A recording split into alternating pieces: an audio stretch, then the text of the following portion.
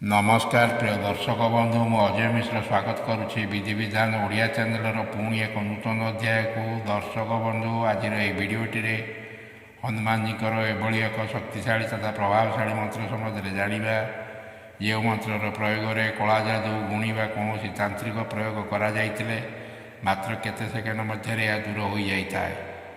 भिडटी को आरंभ करने पूर्व कही रखी कि दर्शक बंधु जदि आपड़ एपर्यंत भी चैनल टी मोर सब्सक्राइब करना दयाकोरी चैनल टी सब्सक्राइब कर दिंतु पाखे बेल आइकन को क्लिक कर दिंतु फल मैं अपलोड करुवा समस्त शिक्षणीय वीडियो नोटिफिकेशन आपण सर्वप्रथमे पाइपर और भिडटी भल लगे लाइक शेयर कमेंट निश्चय करेंगे।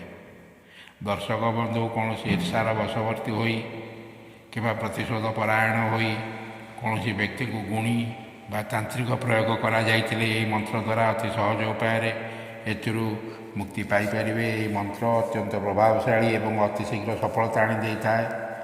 एबे जानिबा ये मंत्रर प्रयोग विधि संपर्क में। यह एक सिद्ध प्रयोग हेतु मंत्र को सिद्ध कर कौन आवश्यकता नहीं।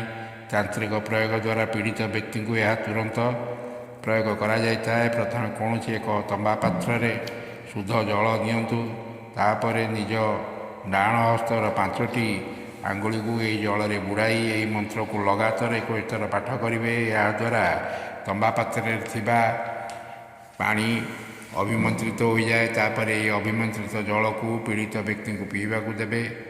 यार प्रयोग साधक निजे निजे हो कि अन्य जेकोसी व्यक्ति यहाँ प्रयोग करें।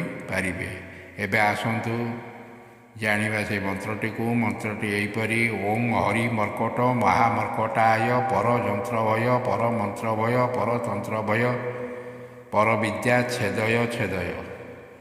आउ थे आसतु जानिया मंत्रटी को। ओं हरि मर्कट महामर्कटाय पर यंत्र भय पर मंत्र भय पर तंत्र भय पर विद्या छेदय छेदय। दर्शक बंधु आशा करुच्ची भिडटी आपको निश्चय भल लगी। रोचे धन्यवाद। नमस्कार।